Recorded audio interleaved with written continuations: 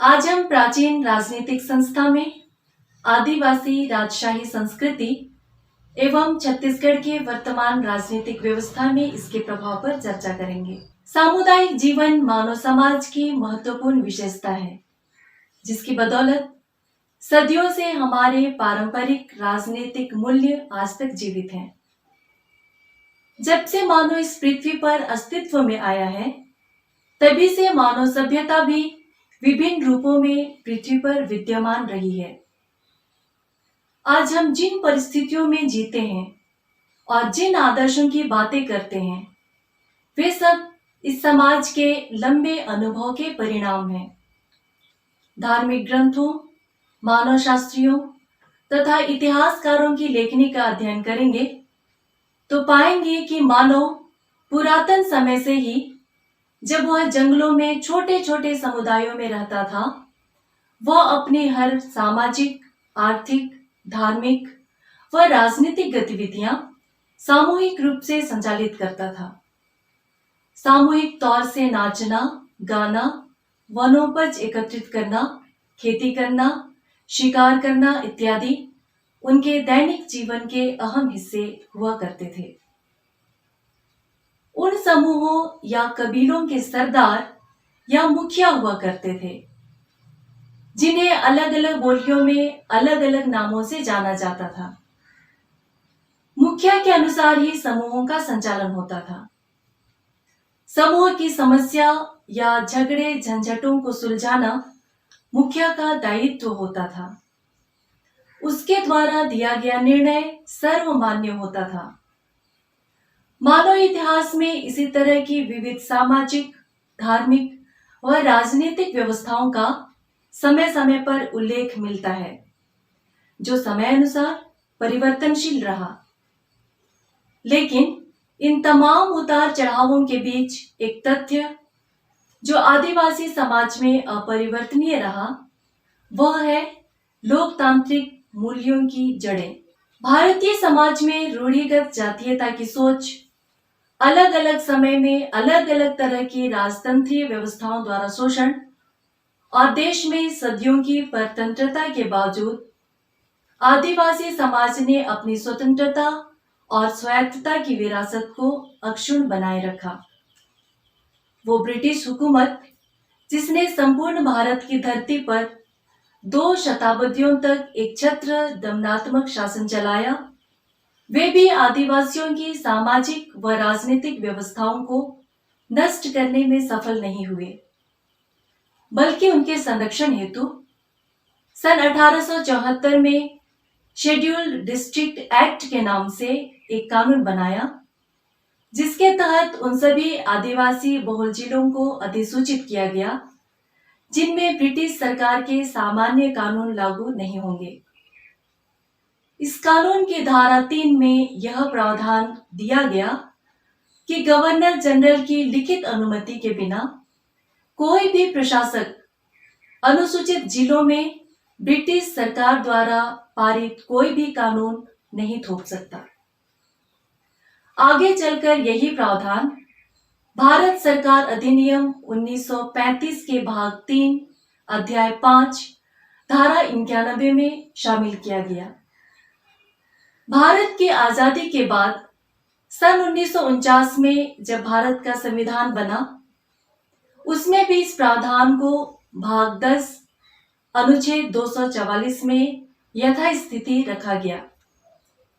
इन्हीं संवैधानिक प्रावधानों के आधार पर सन 1996 में पंचायत उपबंध अधिनियम 1996 पारित किया गया, जिसे हम पेसा अधिनियम के नाम से जानते हैं। अनुसूचित जिला अधिनियम 1874 अनुच्छेद 3 में अनुसूचित जिलों में कानून लागू होने की अधिसूचना की बात कही गई है, जिसमें स्थानीय प्रशासन गवर्नर जनरल की लिखित अनुमति से समय समय पर राजपत्र के माध्यम से अधिसूचित करेगा। क. अनुसूचित जिलों में कौन कौन से कानून लागू हैं। ख. अनुसूचित जिलों में कौन कौन से कानून लागू नहीं हैं। ग. उपर्युक्त क और ख के तहत प्रकाशित अधिसूचना में कोई त्रुटि होने पर यह घोषित करते हुए सुधार किया जाए कि बाद में आने वाली किसी अधिसूचना द्वारा इसे न बदला जाए। अनुसूचित जिला अधिनियम 1874 अनुच्छेद 5 में अनुसूचित जिलों में कानून लागू करने की शक्ति के संबंध में बताया गया है। स्थानीय प्रशासन गवर्नर जनरल की लिखित अनुमति से समय समय पर भारत सरकार के राजपत्र और स्थानीय राजपत्र के माध्यम से ब्रिटिश इंडिया में लागू कोई भी कानून को अनुसूचित जिलों में अथवा ऐसे जिलों के किसी भाग में लागू करने की अधिसूचना जारी करेगा। भारत सरकार अधिनियम 1935 अध्याय 5 अनुच्छेद 91 में वर्जित और आंशिक वर्जित क्षेत्र के संबंध में बताया गया है। अनुच्छेद 91 कहता है कि वर्जित और आंशिक वर्जित क्षेत्र वे क्षेत्र हैं जो महामहिम, गवर्नर या राज्यपाल द्वारा घोषित होंगे। भारतीय संविधान 1949 भाग 10 अनुसूचित क्षेत्र और जनजातीय क्षेत्र के संबंध में अनुच्छेद 244 में कहा गया है कि अनुसूचित क्षेत्र में 5वीं अनुसूची के प्रावधान लागू होंगे और जनजातीय क्षेत्र में 6वीं अनुसूची के प्रावधान लागू होंगे, अर्थात स्वशासी प्रांतों व स्वशासी परिषदों का गठन किया जाएगा। भारतीय संविधान 1949 अनुच्छेद 342 में कहा गया है कि राष्ट्रपति संबंधित राज्य या केंद्र शासित प्रदेश के राज्यपाल की सलाह से किसी समुदाय विशेष को अनुसूचित जनजाति घोषित कर सकता है और संसद किसी राज्य के समुदाय विशेष को अनुसूचित जनजाति की सूची में शामिल कर सकता है अथवा सूची से हटा सकता है। भारत में आदिवासी, जिन्हें संविधान में अनुसूचित जनजाति कहा गया है, भारत की कुल आबादी का 8.61% है। जनसंख्या के हिसाब से 10.5 करोड़, जो भारत के विभिन्न राज्यों व केंद्र शासित प्रदेशों में फैले हुए हैं।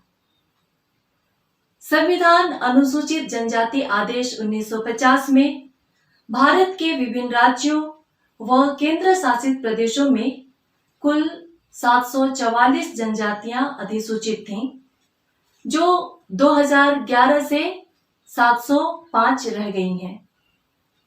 समय समय पर संसद अथवा भारत के राष्ट्रपति इन सूचियों में संशोधन करते हैं।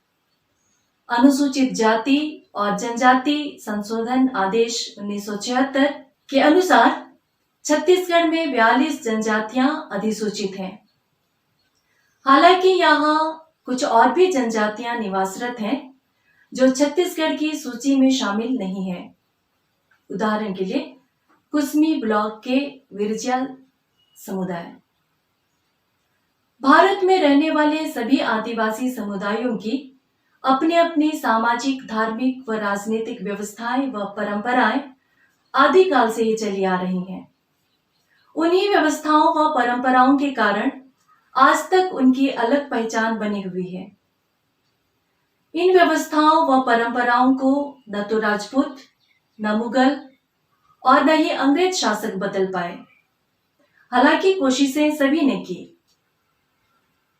आज हम आदिवासी समुदायों की उन राजनीतिक व्यवस्थाओं व परंपराओं के बारे में चर्चा करेंगे जिसकी बदौलत कुछ आदिवासी समुदाय राजशाही तंत्र में कामयाब हुए और कई शताब्दियों तक भारत के विभिन्न क्षेत्रों में शासन भी किया।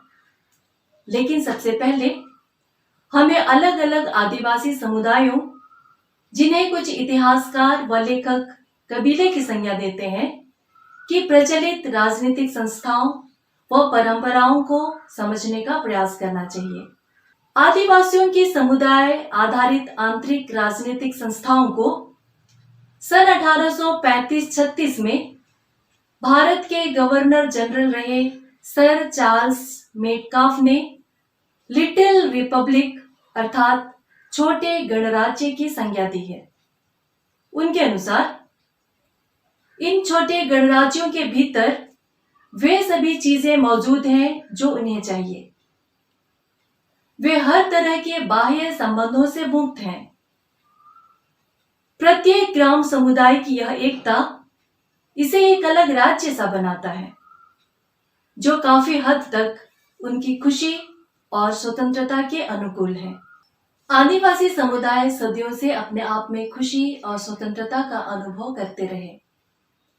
यही वजह थी कि जब कभी बाहरी ताकतों द्वारा उनकी खुशी और स्वतंत्रता को छीनने की कोशिश की गई, उन्होंने डटकर उन बाहरी ताकतों का विरोध और सामना किया। इन्हीं विरोधों के कुछ उदाहरण हैं। हल्बा विद्रोह 1774 टू 1779, भील विद्रोह 1818 टू 1831, संथाल विद्रोह 1855 टू 1856, पहाड़िया विद्रोह 1778, कोल विद्रोह 1831 टू 1832, मुंडा विद्रोह 1899 टू 1900, बस्तर विद्रोह 1910 टू 1911 इत्यादि, जो भारत के विभिन्न क्षेत्रों में हुए। अब हम भारत के कुछ प्रमुख आदिवासी समुदायों में प्रचलित राजनीतिक संस्थाओं पर चर्चा करते हैं। सबसे पहले हम गौड़ आदिवासी समुदाय पर चर्चा करेंगे। हर गांव का एक मुखिया होता है, जिसे अलग अलग क्षेत्रों में अलग अलग नामों जैसे पटेल, गौटिया या प्रधान इत्यादि नाम से जाना जाता है।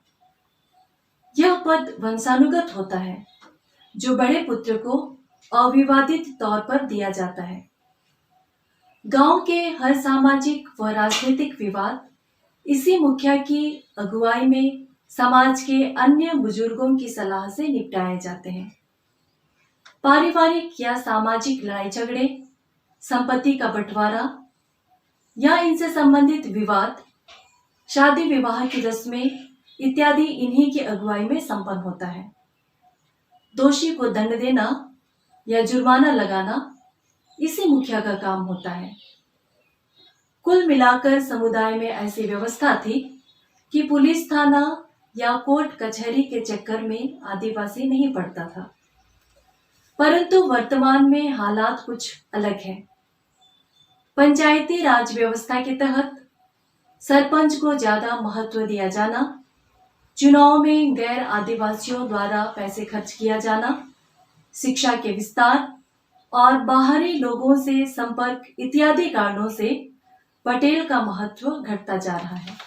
भारतीय इतिहासकार डी कोसाम्बी ने अपनी किताब an introduction to the study of Indian history में इस बात का जिक्र किया है कि आदिवासियों की पारंपरिक सामाजिक व राजनीतिक व्यवस्थाओं से भारत में राजतंत्रीय व्यवस्था सतत रूप से प्रभावित होती रही है।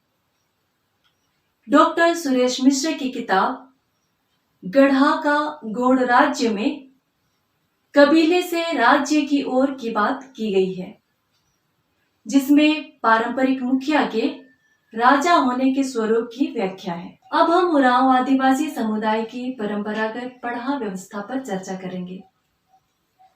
पढ़ा व्यवस्था उरांव समाज की परंपरागत व प्रशासनिक व्यवस्था है। इस व्यवस्था के आधार पर ही समाज की राजनीतिक व प्रशासनिक व्यवस्थाएं संचालित होती हैं। पढ़ा बैठक में शामिल होने के लिए 22 अलग अलग गांव के प्रतिनिधि हिस्सा लेने के लिए पहुंचते हैं। हर पढ़ा की पहचान उसका अपना झंडा होता है। हर गांव के झंडे का अलग रंग होता है, जिससे उस गांव की पहचान होती है। पढ़ा बैठक में सबसे पहले हाजिरी होती है। इसके पश्चात बैठक का एजेंडा सबके सामने रखा जाता है। बैठक में उठने वाले विषय समुदाय से जुड़े होने के साथ साथ व्यक्ति विशेष से भी जुड़े हो सकते हैं। जब कोई थाना या कचहरी नहीं था, तभी से सारे फैसले गांव में ही हुआ करते थे। जब बैंक की व्यवस्था नहीं थी, उस समय भी गांव में कुछ सामूहिक भूमि होती थी। उसमें उत्पादित फसलों का उपयोग जरूरतमंदों के लिए किया जाता था। पढ़ा व्यवस्था में न्याय की मजबूत अवधारणा मिलती है। परिवार या समुदाय के मसले को निपटाने के लिए व्यापक व्यवस्था की गई है। यह व्यवस्था आधुनिक न्याय व्यवस्था जैसे ही है, लेकिन आधुनिक न्याय व्यवस्था से सस्ती और कम समय में पूरी होती है। प्रत्येक 3 साल में प्रतिनिधियों का चुनाव होता है। चुनाव बिना अपवाद के सर्वसम्मति से लिए जाते हैं। इस पद्धति के अनुसार महतो प्रशासनिक जिम्मेदारी संभालता है, पहान आदिवासियों का आध्यात्मिक गुरु होता है और कोटवार सुरक्षा संबंधी मामलों की जिम्मेदारी लेता है। इस समाज का इतिहास या कानून लिखित रूप में नहीं है, इसके बावजूद यह व्यवस्था सदियों से कार्य कर रही है। उरांव आदिवासी की एक और सामाजिक संस्था है धुमकुड़िया। इस संस्था को सामाजिक प्रशासनिक व्यवस्था की प्राथमिक इकाई भी कहा जाता है।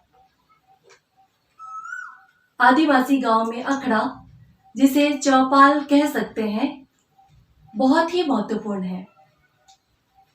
अखड़ा के पास एक घर होता है जिसे धुमकुड़िया कहते हैं। धुमकुड़िया में सर्वसम्मति से मुखिया का चुनाव होता है।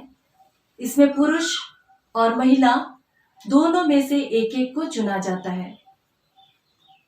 उरांव समाज के लिए धुमकुड़िया वह जगह होती है जहां युवक और युवतियां अपने समाज की परंपराओं और व्यवस्थाओं को सीखते हैं।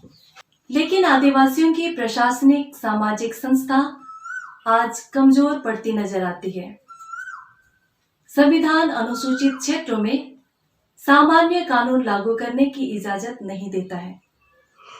1996 में पेसा एक्ट लागू किया गया ताकि पंचायती राज के माध्यम से समुदाय को सशक्त बनाया जा सके। यह कानून कहता है कि राज्य सरकार को आदिवासियों के रीति रिवाज, सामाजिक और धार्मिक परंपरा के अलावा लघु संसाधन अर्थात जल, जंगल और जमीन की परंपरागत व्यवस्था के खिलाफ कोई भी कानून बनाने का अधिकार नहीं है।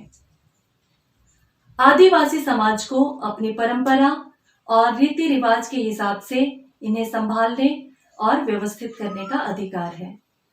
पेसा कानून आदिवासियों के कई अधिकारों की बात करता है, जैसे अनुसूचित इलाकों में लघु खनिजों का प्रबंधन, नशाबंदी, जल स्रोतों का प्रबंधन, लघु वनोपज का अधिकार, ग्रामीण हाट बाजार का प्रबंधन, और उसके साथ ही यह भी प्रावधान है कि भूमि अधिग्रहण से पहले ग्राम सभा और पंचायत से उचित सलाह मशवरा लेना जरूरी होगा।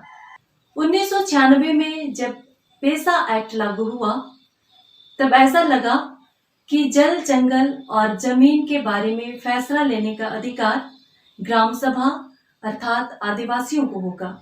परंतु आज हमें अध्ययन करना होगा कि क्या आदिवासियों को पेसा एक्ट की जानकारी है? क्या पेसा एक्ट सही मायने में अनुसूचित क्षेत्रों में क्रियान्वित हो पाया है या नहीं? धन्यवाद।